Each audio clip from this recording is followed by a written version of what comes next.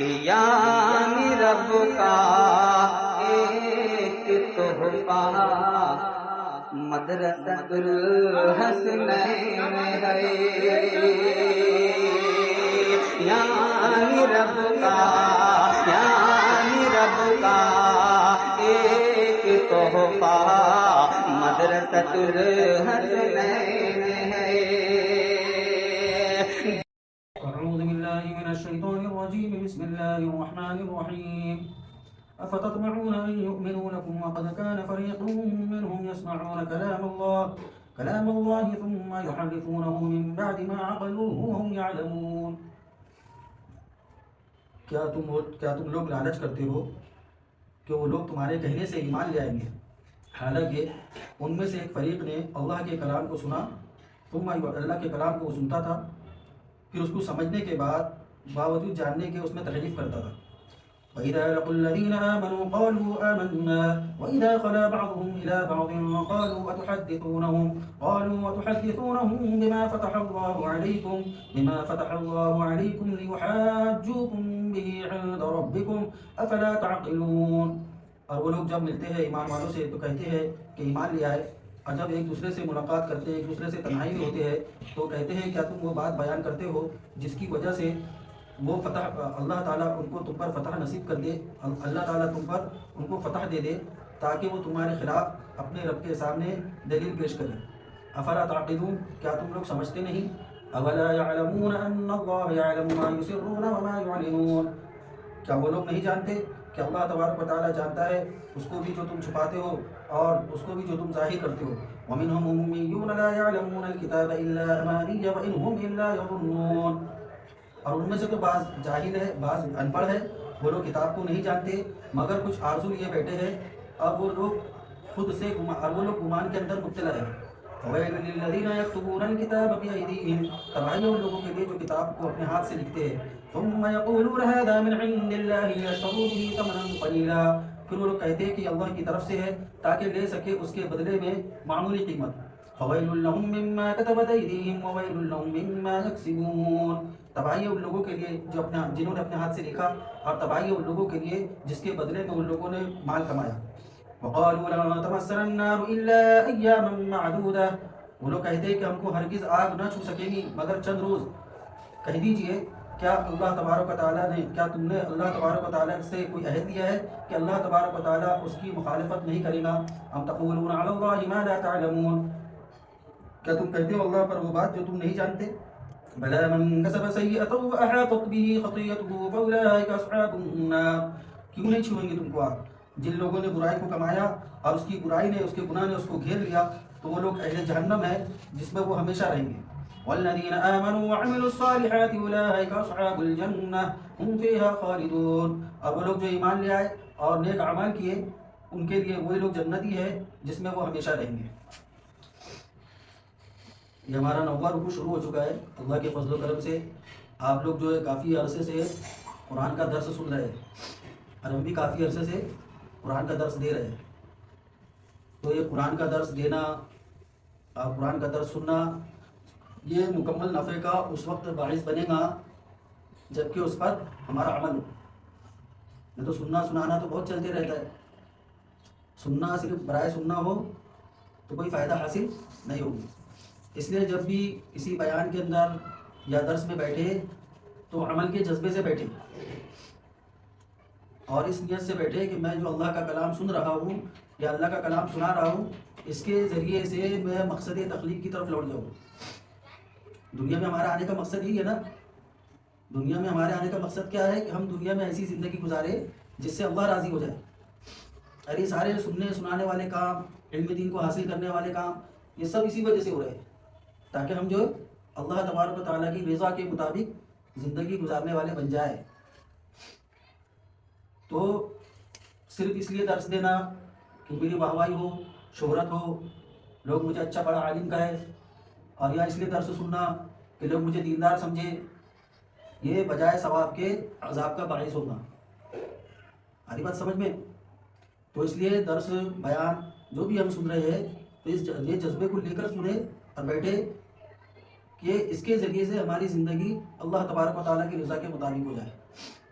جو طلبہ طالبات درس میں حاضر ہوتے ہیں اور عالم کورس اور عالمہ کورس اس کو حاصل کر رہے ہیں، اس کا بھی مقصد یہی ہے، آج ہمارے مدارس میں دینی علوم حاصل کرنے والوں کے اندر یہ کوتاہی بہت کثرت سے پائی جا رہی ہے کہ علم حاصل کر رہے ہیں لیکن عملی زندگی تبدیل نہیں ہو رہی ہے، علم حاصل کر رہے ہیں لیکن عملی زندگی تبدیل نہیں ہو رہی ہے۔ تبدیلی جو آئی ہے صرف اس ایک علم حاصل کرنے والے کے اندر اس معنی کر کے تبدیلی آ جاتی ہے کہ وہ علم حاصل کرتا ہے، مدرسے کے اندر پڑھتا ہے تو بے نمازی اگر ہوگا تو نمازی بن جائے گا، بے نمازی ہوگا تو نمازی بن جائے گا، تو یہ بھی بہت بڑا فائدہ ہے، ایک بہت اہم عبادت کی طرف وہ لگ جا رہا ہے طالب علم مدرسے کی تعلیم حاصل کرنے سے، تو یہ بھی بہت بڑا فائدہ ہے، لیکن یہ مکمل فائدہ نہیں ہے، کیونکہ نماز دین کا حصہ ہے، پورا دین نہیں ہے، روزہ دین کا حصہ ہے، پورا دین نہیں ہے، زکوٰۃ کی ادائیگی کر لینا اور دیگر جو دین کے امور کو انجام دے دینا یہ سب دین کے حصے ہے، مکمل دین نہیں ہے۔ تو طلبہ طالبات سے بھی میں عرض کروں گا کہ علم حاصل کرنے میں اپنی نیتوں کو درست کریں، صحیح دین پر چلنے کے لیے جو چیزیں ضروری ہے اس کو اختیار کریں۔ کیا ضروری ہے؟ دین کا صحیح حصہ، صحیح سے علم ہمارے تک پہنچ جائے اور ہم جو ہے دین پر صحیح طریقے سے عمل کرنے والے بنے، اس کے لیے سب سے پہلے تو علم حاصل کرنا ضروری ہے۔ جب تک کہ علم نہیں ہوگا تو اس کو یہ پتہ ہی نہیں ہوگا کہ اللہ تبارک و تعالیٰ نے اپنے بندوں سے کس چیز کا تقاضا کیا ہے، عبادات میں کس طریقے کے تقاضے کیے گئے ہیں، معاملات میں کس طریقے سے تقاضے کیے گئے ہیں، معاشرتی زندگی میں کس طریقے سے رہنے کا حکم دیا گیا ہے، وہ ساری چیزیں معلوم ہی نہیں ہوگی۔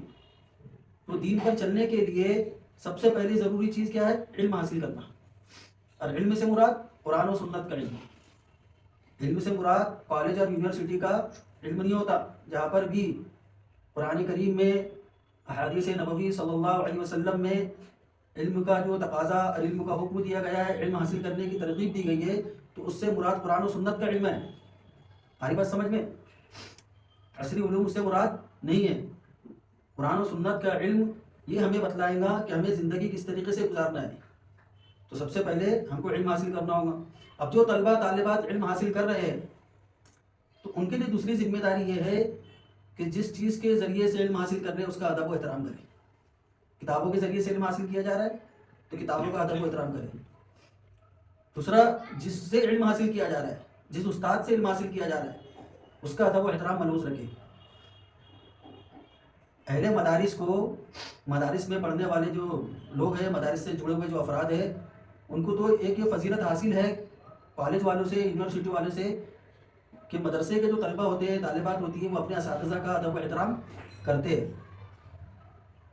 یہ نعمت بھی اللہ تبارک و تعالیٰ نے مدرسے والوں کو دی ہے۔ کبھی کوئی کالج کے اسٹوڈنٹس، کوئی کالج کے طالب علم نے عصری علوم کے حاصل کرنے والے طالب علم کے بارے میں آپ نے کبھی نہیں سنا ہوگا کہ وہ اپنے اساتذہ کی جوتیاں سیدھی کرتا ہو۔ آپ کالج پڑھے ہیں، آپ نے دیکھے کبھی کالج میں کوئی سر درسگاہ کے اندر آ رہے ہیں تو وہ سر کی جو جوتی سیدھی ہو رہی ہے، کوئی اسکول کا کالج کا اسٹوڈنٹ جو ہے سر کی گاڑی کو صاف کر رہا ہے اور بخوشی کر رہا ہے کام، کبھی دیکھے؟ نہیں دیکھے۔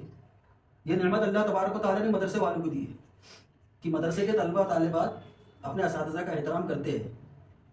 لیکن اب جو سننے میں آتا ہے، یہ ہم اپنے طالب علم کے دور کی بات بتا رہے ہیں، 25 سال پہلے کی بات بتا رہے ہیں، جب ہم مدرسے میں پڑھتے تھے اس وقت کی بات بتا رہے ہیں، لیکن ابھی سننے میں یہ آ رہا ہے کہ اب جو ہے مدرسے کے طلبہ میں سے بھی یہ چیزیں ختم ہو چکی ہے، اساتذہ کا ادب و احترام ختم ہو چکا ہے۔ وہ تو میں یہاں پر بھی دیکھ رہا ہوں، اپنے مدرسے میں بھی کچھ نظر آتا ہے، اساتذہ کا ادب و احترام نہیں کرتے۔ اساتذہ کا ادب و احترام کرانے کا مقصد آپ لوگوں کو غلامی کروانا نہیں ہوتا، آپ لوگوں کو غلامی کروانا نہیں ہوتا کہ اساتذہ کی خدمت کرو، اساتذہ کا ادب و احترام کرو اور اس سے مقصد ہو کہ تمہیں غلام کی زندگی گزارو گے۔ اس سے یہ سبق دیا جاتا ہے، تعلیم دی جاتی ہے کہ تم زندگی کے ہر موڑ میں طالب علمانہ زندگی تمہاری ختم ہو جائیں گی، تم معاشرے کے افراد کے بیچ میں رہنے لگو گے، تو کئی معاملات تمہارے پاس ایسے آئیں گے، یہاں پر اساتذہ کی خدمت کروا کے اس بات کا درس دیا جاتا ہے کہ تم اپنا رہبر متعین کرو، اپنا رہبر بناؤ۔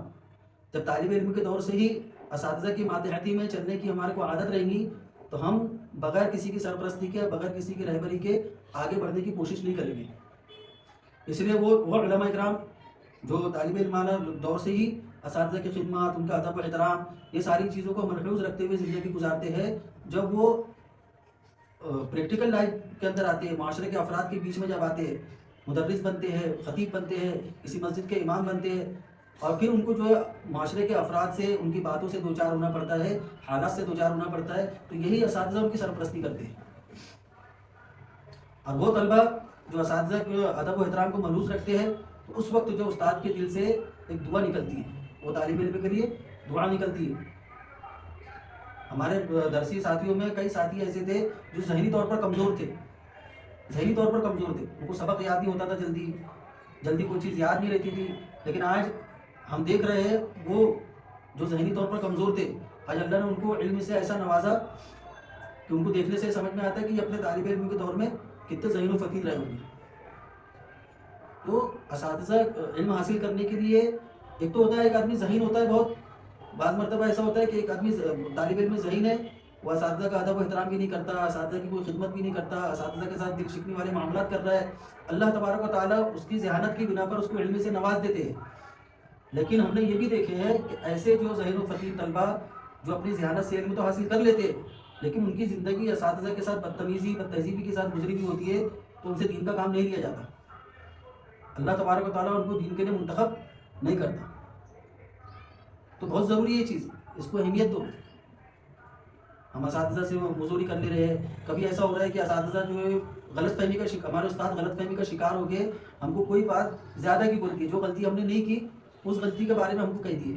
بھائی وہ بھی انسان ہے، وہ بھی انسان ہے، ان سے بھی غلطی سرزد ہو سکتی ہے. تو اس وقت اچھے طالب علم کا کام یہ ہے کہ قاری صاحب میں جو ہے مجھ سے غلطی ہو گئی، میں آئندہ یہ کام نہیں کروں گا.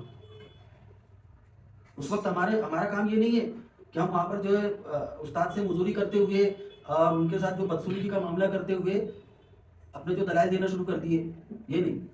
بلکہ ہمارے استاد ابھی غصے میں ہیں اور انہوں نے جو ہے کوئی ایسی بات، کوئی ایسا الزام ہمارے اوپر لگا دیا جو ہم نے نہیں کیے، خاموشی سے سن لیے. یہ ادب و احترام کا تقاضا ہے. تو علم حاصل کرنے کے لیے سب سے اہم چیز یہ، مقصد تخلیق کی طرف لوٹنے کے لیے سب سے پہلی چیز کیا ہے کہ ہم کو علم حاصل کرنا ہے. اور علم کے اندر رسوخ حاصل کرنے کے لیے، علم کے اندر رسوخ حاصل کرنے کے لیے سب سے پہلی چیز جو ضروری ہے وہ جس کے ذریعے، جس کتاب سے ہم علم حاصل کر رہے ہیں اس کا جو ہے ہم کو ادب و احترام کرنا ہے، اور جس استاد کے ذریعے سے علم حاصل کر رہے ہیں ان کا ادب و احترام کرنا ہے. اور تیسرا کام ہمیں جو کرنا ہے وہ یہ کرنا ہے کہ ہم جو علم حاصل کر رہے ہیں اس میں تکبر کا شکار نہیں ہونا ہے کہ میں اتنا حافظ ہو گیا، میں اتنا بڑا جو ہے میرے کو دینی معلومات ہو گئی، بلکہ عاجزی اور انکساری کا مظاہرہ کرنا ہے. کوئی اگر حافظ قرآن بن گیا ہے تو اللہ تبارک و تعالیٰ کا شکر ادا کرے، اور اللہ کا شکر ادا کرنے کے بعد یہ کہے اے باری تعالیٰ میں اس کا اہل نہیں تھا، میں بہت نالائق ہوں، میں اس کا اہل نہیں تھا، انہیں اپنے فضل و کرم سے، اپنی جو رحمت سے مجھے اپنے علم سے نوازا ہے. اب مجھے اس علم کے ساتھ زندہ رکھ، اور جو علم سے تو نے مجھے نوازا ہے اس کے مطابق عمل کرنے کی توفیق عطا فرما. یہ دیکھو زوم کٹ گیا ان لوگوں کا، وہ ایسا ہو گیا معلوم نہیں. چلو بہرحال کچھ جو باتیں ذہن آ گئی تھی ذہن میں، یہ سب چیزوں کو جو ہے نا ملحوظ رکھو. کتابوں کا ادب و احترام، اساتذہ کا ادب و احترام، اور تیسری چیز اللہ تبارک و تعالیٰ سے مانگنا. اللہ سے مانگنے کا جو اہتمام کرو. مدرسوں سے، سب جگہوں سے دعا مانگنے کا رواج ہی ختم ہو گیا ہے، رہا ہی نہیں رہا مانگنا. دعا جو ہے مانگی نہیں جا رہی ہے، پڑھی جا رہی ہے. مغرب کی نماز کے پہلے، اذان ہونے سے پہلے 10 منٹ پہلے وضو بنا کے آ جاؤ، کچھ وقت درود شریف پڑھو، اور درود شریف پڑھنے کے بعد اذان ہونے سے قبل جب تک کہ اذان کی آواز نہیں آتی دعا مانگتے رہو. یہ سارے معاملات اب مدرسوں والوں سے ختم ہو گئے، تو عوام کو کیا سمجھائیں گے؟ کب سے آپ لوگوں کو بولا جا رہا ہے کہ دعاؤں کا اہتمام کرو، مغرب کی نماز کے پہلے دعاؤں کا اہتمام کرو. پہلے باقاعدہ جو ہے پورے طلبہ اٹھتے تھے، تہجد کی نماز پڑھتے تھے. آج 1 سال کا عرصہ ہو گیا ہے، طلبہ میں سے یہ چیز بھی ختم ہو گئی. ہوتی تھی پہلے تہجد کی نماز مدرسے میں، تہجد کی نماز ہوتی تھی، اس کے بعد 1 گھنٹہ باقی رہتا تھا اذان ہونے کو، حفظ والے اس میں سبق سنا دیتے تھے، اور اس کے بعد فجر کی نماز ہوتی تھی. فجر کی نماز کے بعد ناشتے کے پہلے 1 آدھ گھنٹہ کچھ وقت جو آرام کر لیا کرتے تھے. اب وہ ساری چیزیں ختم ہو گئی. جتنا ان چیزوں سے دور ہوتے جاؤ گے تو علم سے بھی دور ہوتے جاؤ گے. اس کا اہتمام کرو. آپ لوگ بڑے ہیں، آپ لوگ اگر کریں گے تو آپ کا دیکھا دیکھی بچے بھی کریں گے. مقصد یہ ہے کہ ہم جو علم حاصل کر رہے ہیں تو ہماری زندگی کے اندر تبدیلی آنا چاہیے. امامت کرنے کے مقصد سے علم حاصل کرنا، کسی مدرسے میں پڑھاؤں گا وہاں سے اچھی تنخواہ حاصل کروں گا، اس لیے علم حاصل کرنا، یہاں تک کہ اس لیے علم حاصل کرنا کہ میرے نام ہو، میری شہرت ہو، ان کے بارے میں تو بڑی سخت وعید ہے. جو نام اور شہرت کے لیے علم حاصل کر کے عالم بناؤں گا، مسلم شریف کی حدیث ہے، سب سے پہلے جہنم اسی سے دہکائی جائیں گی. تو یہ سب چیزوں کو بدلو، اپنی جو زندگی کے اندر جو نا تبدیلی لاؤ. اللہ تبارک و تعالیٰ کے یہاں فقط اعمال دیکھے جائیں گے کہ ہمارے اعمال کیسے ہیں، ہم نے کس طریقے سے زندگی گزارے ہے، ہمارے اعمال سے اللہ راضی تھا یا نہیں تھا، یہ دیکھا جائے گا. ایک اگر ایسا کوئی عالم اللہ تبارک و تعالیٰ کے پیش ہو جائے جس نے اللہ کی رضا کے مطابق زندگی نہیں گزاری ہے، معصیتوں کے اندر زندگی گزاری ہے، ہر ایک بیچارہ بے پڑھا لکھا، جتنی بھی تھوڑی بہت اس کو معلومات تھی علماء کے ذریعے سے یا کسی بیانات وغیرہ کے ذریعے سے کیسی بھی کر کے اس نے تھوڑی بہت معلومات حاصل کر کے فرائض کو انجام دیا ہوگا، اللہ کی معصیتوں سے، اللہ کی نافرمانیوں سے اپنے آپ کو بچایا ہوگا، تو وہ شخص اس سے افضل ہوگا، اس عالم سے بھی افضل ہے وہ شخص، کیونکہ اس نے اللہ کو راضی کرنے والے اعمال کیا ہے، اللہ تعالیٰ اس کو جنت میں ڈالیں گے.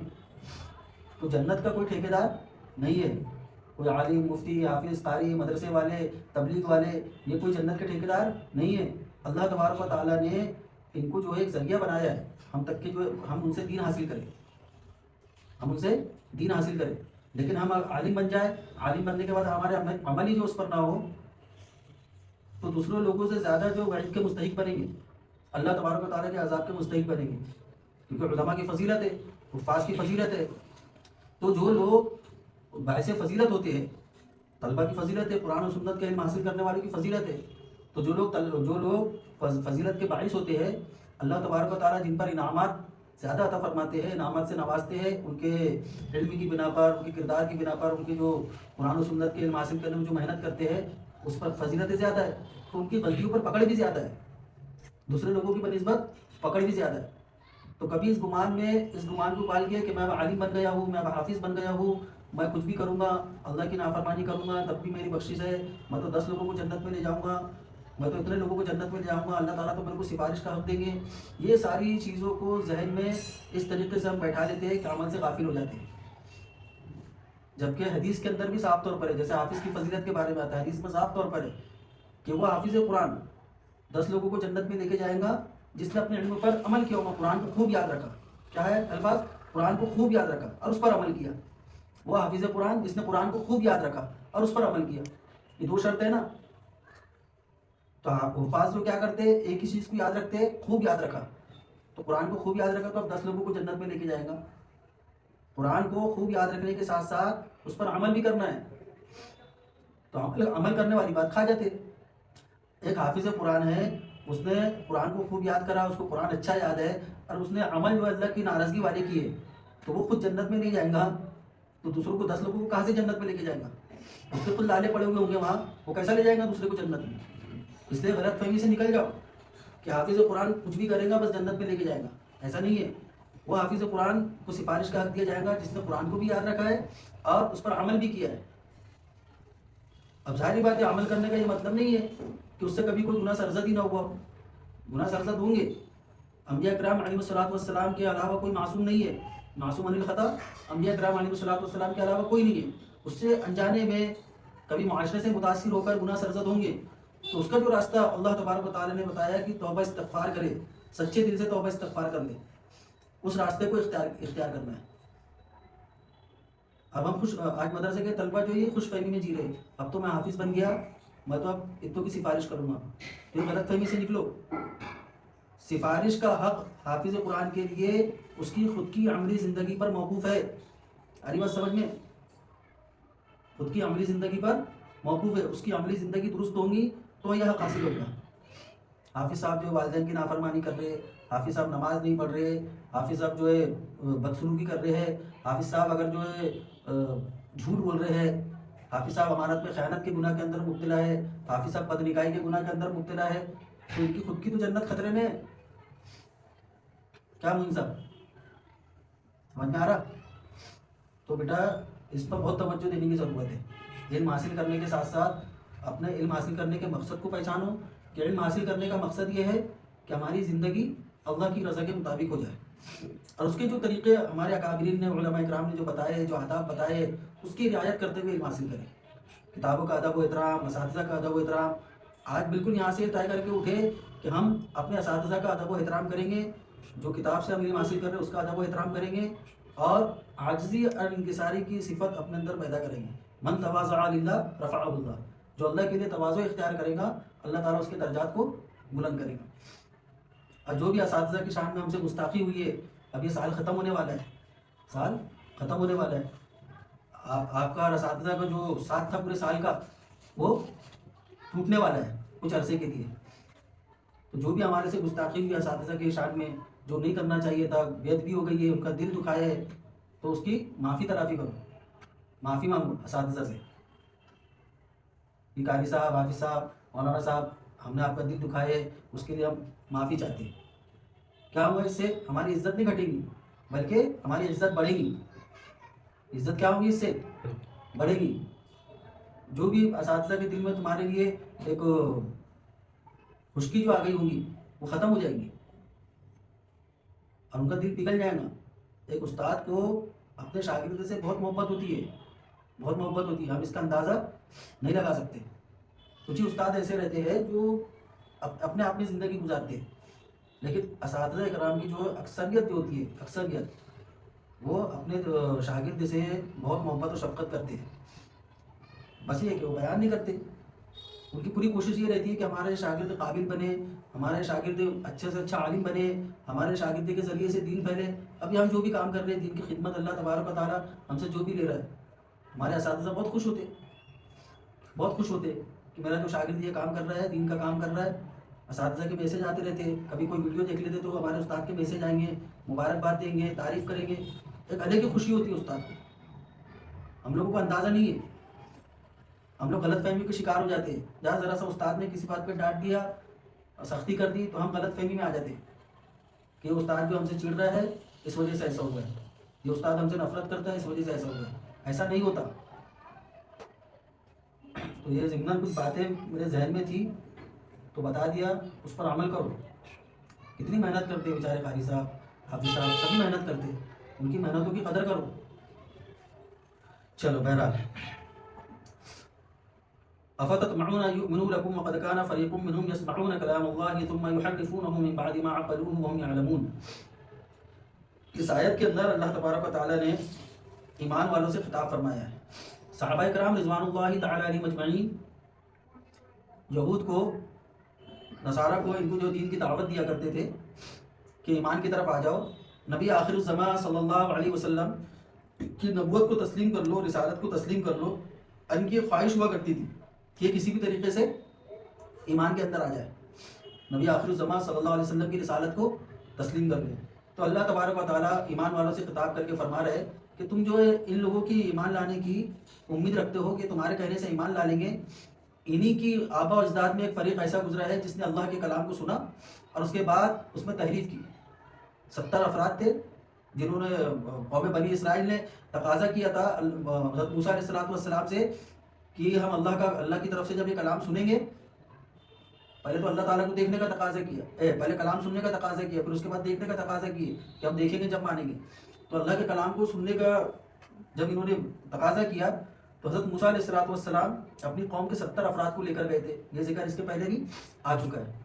تو ان افراد نے کیا کیے تھے؟ اللہ کا کلام سننے کے بعد اس میں تحریف کی، اس میں تحریف کی۔ قوم بنی اسرائیل جو اللہ کے کلام میں، تورات میں جو تحریف کیا کرتے تھے، یہ 2 طریقے کی تحریف ہوتی تھی، ایک تحریف لفظی اور ایک تحریف معنوی۔ تحریف لفظی کسے کہتے ہیں؟ تحریف لفظی یعنی اس آیت کے جو الفاظ ہیں اسی کو بدل دینا، تورات کی جو آیت تھی اسی کو بدل دیا کرتے تھے، اگر اس کو نہ بدل سکتے تو اس کے اندر معنوی تعریف کرتے تھے۔ تورات کی جو آیت ہے اس کی جو مراد ہے اس کی مراد کو بدل کر اپنے نفس کے مطابق مراد کو بیان کیا کرتے تھے، یا جو شخص ان کے پاس مسئلہ پوچھنے آیا ہے وہ صاحب ثروت ہے، صاحب منصب ہے، تو اس کے نفس کے مطابق اس کی مراد کو پیش کیا کرتے تھے۔ یہ تحریف معنوی ہے۔ آج بھی ہماری امت کا ایک طبقہ تحریف معنوی کرتے جا رہا ہے، تحریف معنوی کرتے جا رہا ہے، لیکن اس کو تحریف معنوی سمجھ ہی نہیں رہا ہے۔ یہ تحریف ہے، قرآن کی آیت کو کسی اور چیز پر فٹ کرنا، قرآن کریم کی کسی آیت کو کسی اور چیز پر فٹ کرنا، جبکہ آیت جو ہے خاص جس حکم کے لیے خاص ہے، جس حکم کے لیے وہ آیت خاص ہے، اس خاص آیت کو کسی اور عمل کے اندر فٹ کر لینا، یہ بھی تحریف ہے، یہ بھی تحریف ہے۔ تو آج ایک طبقہ جو ہے تحریف کرتے جا رہا ہے قرآن کی آیتوں میں، تو تحریف لفظی، تحریف معنوی، یہ دونوں حرام ہیں، سراسر حرام ہیں۔ اور قوم بنی اسرائیل، ان کے علماء تحریف لفظی بھی کیا کرتے تھے اور تحریف معنوی بھی کیا کرتے تھے، تو اس سے بچو۔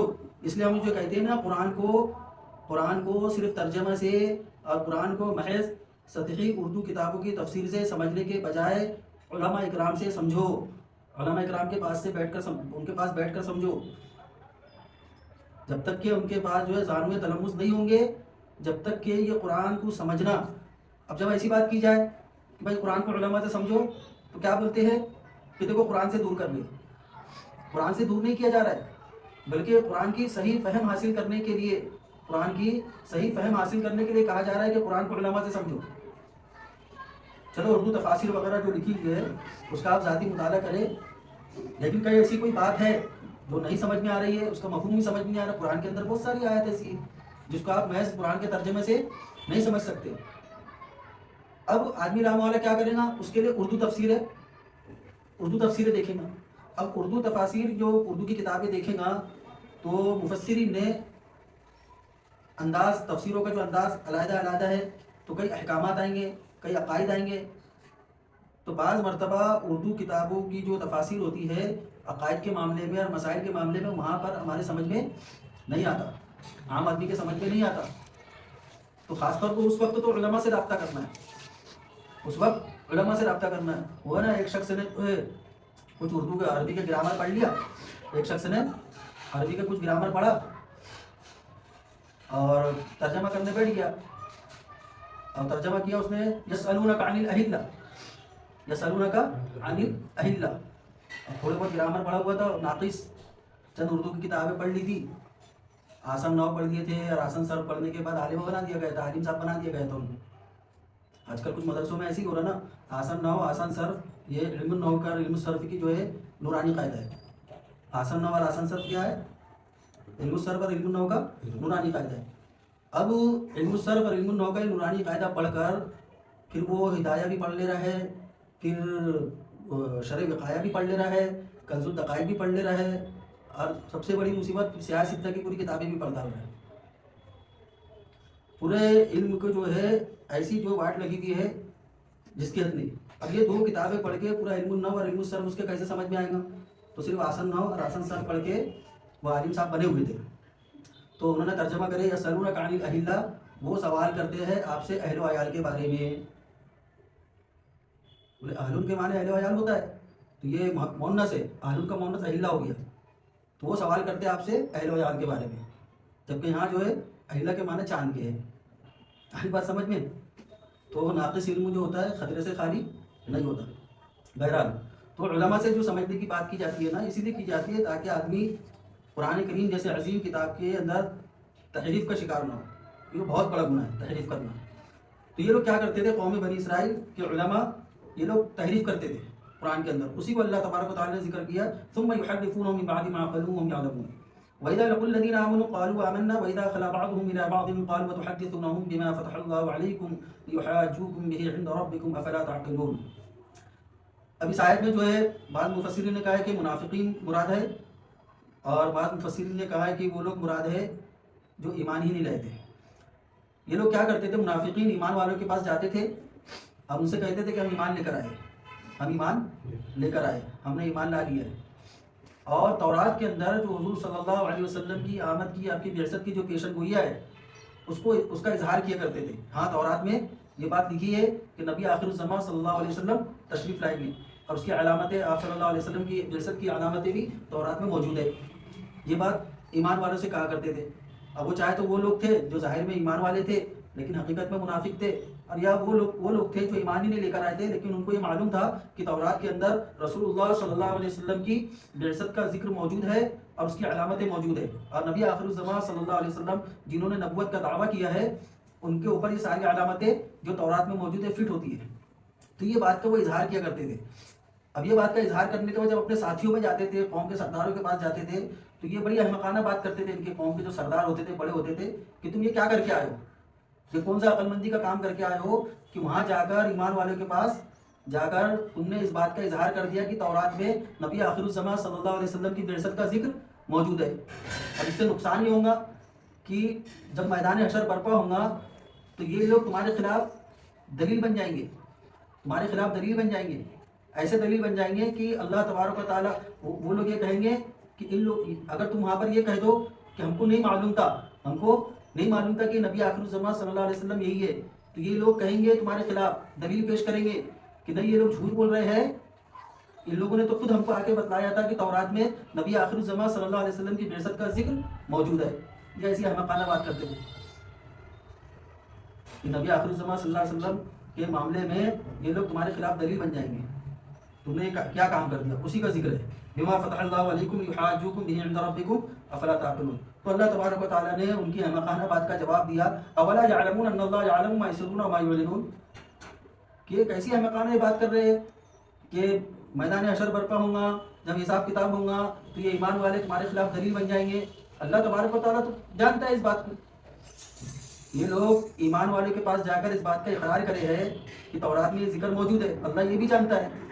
اور یہ جو لوگ یہ بات کہہ رہے ہیں کہ تورات میں نبی کریم صلی اللہ علیہ وسلم کی بعثت کا ذکر ہے، اگر یہ اس کا زبان سے اظہار نہ بھی کرے، اپنے دل میں چھپا کر بھی رکھے، تو اللہ تبارک و تعالیٰ وہ بھی جانتا ہے۔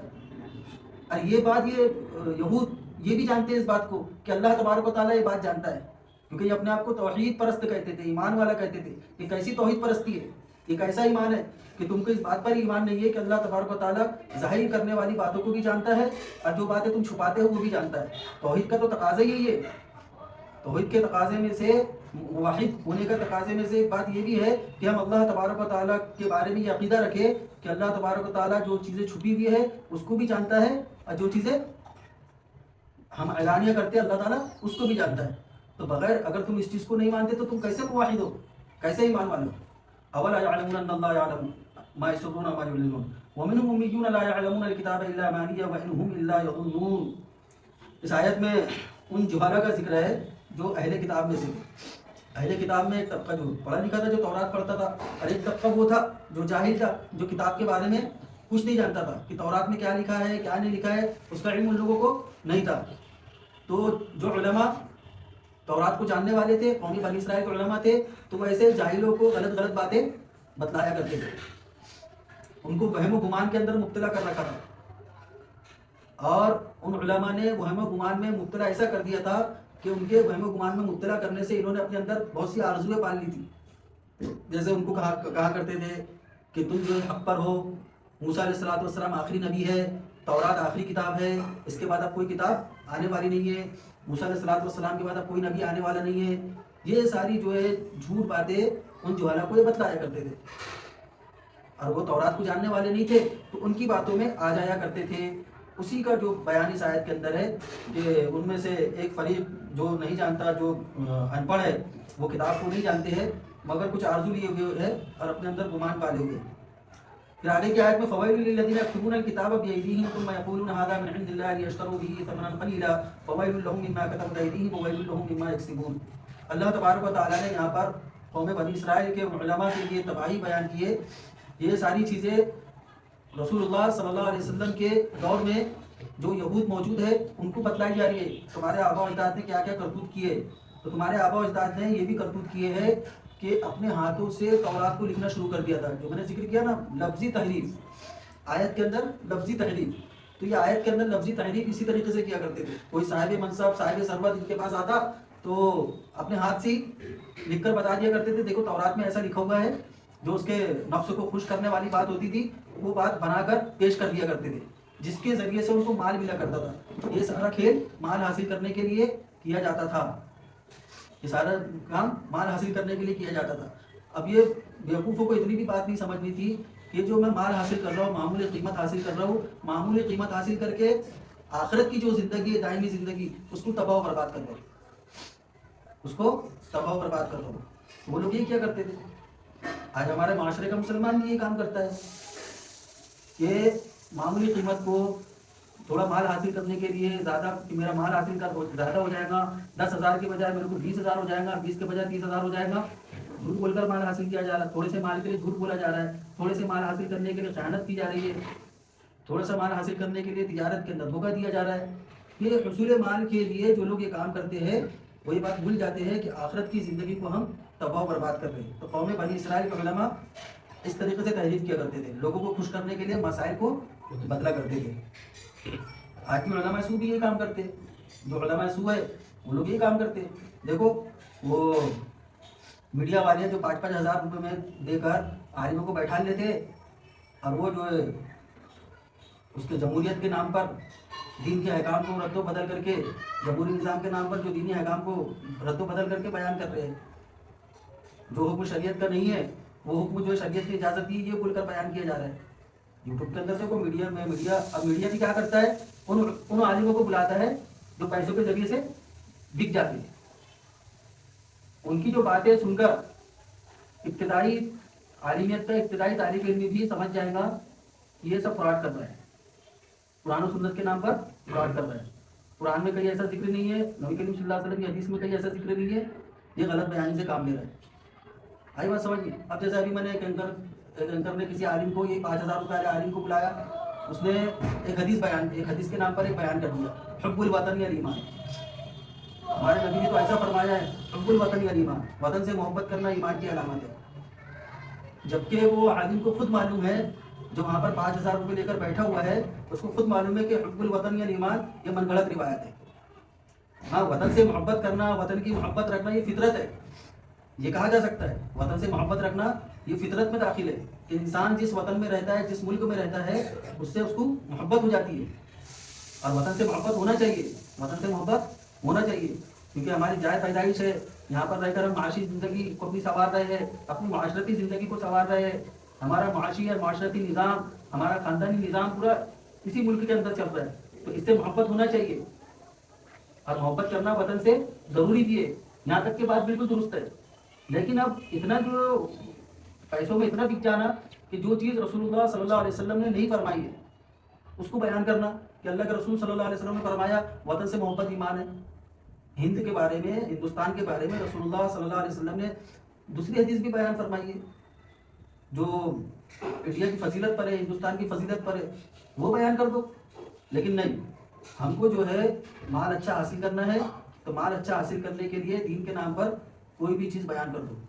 تو وہ عالم جو 5,000 روپے لے کر بیٹھا ہوا تھا، اس نے یہ بیان کیا حب الوطن یا ایمان، کہ اللہ کے رسول صلی اللہ علیہ وسلم نے فرمایا کہ وطن کی محبت ایمان ہے۔ یہ حدیث نہیں ہے، من گڑت بات ہے۔ چلو بہرحال، تو قوم بنی اسرائیل کے جو علماء معمولی قیمت کے بدلے میں احکامات کو بدلا کرتے تھے، اسی کا ذکر اس میں کیا گیا ہے۔ وقالوا لن تمسنا النار الا ایاما معدودا۔ ابھی یہودیوں کے علماء نے ان کے دماغ میں، ان کے گمان میں یہ بات بھی ڈال رکھی تھی کہ تم لوگ سب سے پہلے تو تم جہنم میں جاؤ گے نہیں، جتنے بھی یہ جو تورات کو ماننے والے ہیں، یہودی ہے، وہ جہنم میں نہیں جائیں گے، یہ بات ان کے دماغ میں بیٹھا کے رکھی تھی۔ اور دوسرے یہ کہ اگر بالفرض تم جہنم میں جاؤں گے بھی تو کچھ دن کے لیے جاؤں گے۔ جو علماء ان کو یہ بات بتلایا کرتے تھے کہ تم اللہ تعالیٰ کے لاڈلے ہو، تم اللہ تعالیٰ کے چہیتے ہو، اس لیے اللہ تعالیٰ تم کو جہنم میں نہیں ڈالے گا، اگر تمہارے گناہ کی وجہ سے جہنم کے اندر گئے بھی تو کچھ دنوں کے لیے جاؤں گے۔ اسی طریقے سے نصارہ کے جو علماء تھے، انہوں نے ان کے دماغ میں یہ بات بیٹھا دیا تھا، اور آج بھی وہ یہ سمجھتے ہیں کہ عیسیٰ علیہ السلام سولی پر لٹک کے قیامت تک کے آنے والے تمام عیسائیوں کے گناہ کا کفارہ دے چکے ہیں، اب کوئی عیسائی جہنم میں نہیں جائے گا۔ یہودی یہ سمجھ رہے کہ کوئی یہودی جہنم میں نہیں جائے گا، گیا بھی تو چند دن کے لیے جائے گا۔ عیسائی یہ سمجھ رہے کہ ہم لوگ کچھ بھی کرتے رہے، ہم لوگ جہنم میں نہیں جائیں گے، کیونکہ قیامت تک کے آنے والے تمام عیسائیوں کے لیے عیسیٰ علیہ السلام نے سولی پر لٹک کر کفارہ دے دیا۔ تو اس کا رد فرمایا اللہ تبارک و تعالیٰ نے، اتخذتم عند اللہ عہدا فلن یخلف اللہ وعدہ تقولون علی اللہ ما لا تعلمون۔ کیا اللہ نے تم نے اللہ سے کوئی عہد کر رکھا ہے کہ اللہ تبارک و تعالیٰ اس کے خلاف نہیں کرے گا؟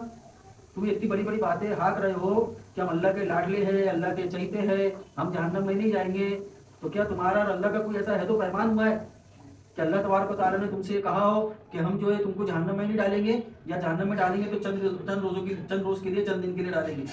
پھر آگے فرمایا بلا من کا سبب، تم جہنم میں کیوں نہیں جاؤ گے؟ جب برائی تم اس طریقے سے کرو گے کہ تمہاری جو برائی تمہارا احاطہ کر چکی ہوگی، تمہاری برائی کفر تک کے پہنچ چکی ہوں گی، تمہاری برائی شرک تک کے پہنچ چکی ہوں گی. اور اللہ تبارک و تعالیٰ کی اس درجے تک برائی کرنا، ایک ہوتا ہے کہ عقائد کو درست رکھے انسان، ایک ہوتا ہے عقائد درست ہو، عقائد پورے درست ہو، اعمال کے اندر کمی ہو، تو وہ لوگوں کے بارے میں تو اللہ تبارک و تعالیٰ کا یہ اصول ہے، چاہے تو اللہ تعالیٰ ان کو معاف کر دے اور چاہے تو اللہ تبارک و تعالیٰ معاف نہ کرے، جتنا گناہ اس نے کیا ہے اتنے گناہ کی سزا بھگت کر وہ جنت میں چلا جائے. یہ ایمان والوں کے لیے. لیکن جو ایمان والا نہیں ہے، ایمان ہی نہیں لایا، اور یہ قوم بنی اسرائیل کی حالت یہ تھی کہ انہوں نے موسیٰ علیہ السلام کو ستایا. موسیٰ علیہ السلام کے بعد جو انبیاء کرام علیہ السلام آئے ان کو بھی یہ تکلیف دیتے رہے. یہ اتنے گر چکے تھے کہ انبیاء کرام علیہ السلام کو انہوں نے قتل تک کیا، اور انبیاء کرام علیہ السلام کو قتل کرنے کا معاملہ رسول اللہ صلی اللہ علیہ وسلم تک پہنچا کہ آپ کو بھی قتل کرنے کی انہوں نے سازش کی. جتنے بھی اللہ کے محبوب و مقرب بندے آئے جو اللہ تبارک و تعالیٰ نے ان کی ہدایت کے لیے بھیجے کہ صحیح راستے انبیاء کرام علیہ السلام کی ہدایت پر عمل کر کے اپنی زندگی کو درست کر لے، اس لیے بھیجے، انہی کو قتل کر ڈالے، انہی کو تکلیف دے رہے، اور اس کے باوجود بھی یہ امید رکھ رہے ہیں کہ ہم جہنم میں نہیں جائیں گے. فضول کی امید ہے، فضول کی تمنا ہے، فضول کی آرزو ہے. اللہ تبارک و تعالیٰ نے اس کا رد فرمایا کہ تمہاری برائی تو ایسی ہے کہ پورا تمہاری برائی نے احاطہ کی ہوئی ہے، تمہاری برائی کفر تک کے پہنچی ہوئی ہے، اور جس کی برائی اس انداز سے ہو کہ وہ کفر تک کے اس کی برائی پہنچ جائے، فاولئک اصحاب النار، تو یہ جہنم ہی ہے، ہم فیہا خالدون. تم کہتے ہو کہ ہم چند روز کے لیے جہنم میں جائیں گے، پھر بعد میں نکال دیے جائیں گے. اللہ تبارک و تعالیٰ کی طرف سے ایسے کافروں کا، ایسے ظالموں کے بارے میں فیصلہ ہے کہ وہ جہنم میں جائیں گا، چند روز کے لیے نہیں جائیں گا بلکہ ہمیشہ کے لیے جائیں گا. البتہ وہ لوگ جو ایمان لے کر آئے، اور ایسا ایمان لے کر آئے جیسا اللہ تبارک و تعالیٰ نے حکم دیا ہے، جیسا اللہ تبارک و تعالیٰ نے حکم دیا ہے. اللہ تبارک و تعالیٰ نے کیسا ایمان لانے کا حکم دیا ہے کہ نبی آخر الزمان صلی اللہ علیہ وسلم کی رسالت کو تسلیم کرے، اللہ کی وحدانیت کو تسلیم کرنے کے ساتھ ساتھ رسول اللہ صلی اللہ علیہ وسلم کی رسالت کو تسلیم کرے، اور رسول اللہ صلی اللہ علیہ وسلم نے جو تعلیم دی ہے اس پر عمل کرے، اپنی زندگی کو اللہ تبارک و تعالیٰ کے حکم کے مطابق، رسول اللہ صلی اللہ علیہ وسلم کی تعلیم کے مطابق گزارے. والذین آمنوا وعملوا الصالحات، تو جنت تو ایسے لوگوں کے لیے، وہ لوگ جنت میں جائیں گے، اور یہ لوگ چند دنوں کے لیے جنت میں نہیں جائیں گے بلکہ ہمیشہ کے لیے جنت میں جائیں گے. یہاں پر بھی رد کیا اللہ تبارک و تعالیٰ نے یہود کا، کہ یہود کو ان کے علماء نے یہ پٹی پڑھائی ہوئی تھی اور یہ ان کے دماغ میں بٹھائے رکھا تھا کہ یہ جو رسول اللہ صلی اللہ علیہ وسلم کو ماننے والے جو لوگ ہیں، نبی آخر الزمان صلی اللہ علیہ وسلم کو ماننے والے لوگ ہیں، سب جہنمی ہیں، یہ سب جہنمی ہیں، ہم جنتی ہیں. تو آج ہم بھی دو زیادہ خوش فہمی کے اندر مبتلا ہو جاتے ہیں. دیکھو یہاں پر اس آیت کے اندر جنتی ہونے کے لیے صرف ایمان کو کافی نہیں بتلایا گیا ہے، محض ایمان کو کافی نہیں بتلایا گیا، بلکہ ایمان کے ساتھ ساتھ عمل صالح کا ہونا ضروری ہے، عمل صالح کا ہونا ضروری ہے. سیئات سے بچنا یہ بھی عمل صالح کے اندر داخل ہے، عمل صالح کے اندر یہ بھی داخل ہے. ایمان لانا ہے، عمل صالح کرنا ہے، نیک عمل کرنا ہے، برائیوں سے اپنے آپ کو بچانا ہے، اور جو برائیاں سرزد ہو جائے بتقاضۂ بشریت اس پر توبہ استغفار کرنا ہے. جنت میں جانے کے لیے 3 کام کافی ہے. کوئی اگر یہ 3 کام کر لے، ایمان لے کر آئے، نیک عمل کرے اور برائیوں سے اپنے آپ کو بچاتا رہے، اور بتقاضۂ بشریت 14 کام ہو جائے، بتقاضۂ بشریت کوئی برائی ہو جائے تو اس پر توبہ استغفار کر لے، اسی حالت میں اس کا خاتمہ ہو جائے، ہو گیا، وہ جنتی ہے. وہ شخص یہ چند کام کو انجام دیتے وہ شخص جنتی ہے، اور متقی پرہیزگار ہے، اپنے وقت کا ولی ہے سمجھ میں. ولایت جو ہے کرامت صادر ہونے کا نام نہیں ہے، اسی چیز کا نام ولایت ہے. ایمان لانا، عمل صالح کرنا، سیئات سے اپنے آپ کو بچائے رکھنا، سیئات کے سرزد ہو جانے پر اللہ تبارک و تعالیٰ کے سامنے رو کر گڑ گڑا کر معافی مانگ لینا، اور اسی پر موت واقع ہو جانا، یہ ولایت ہے. اللہ تبارک و تعالیٰ کہنے سننے زیادہ عمل کی توفیق عطا فرمائے.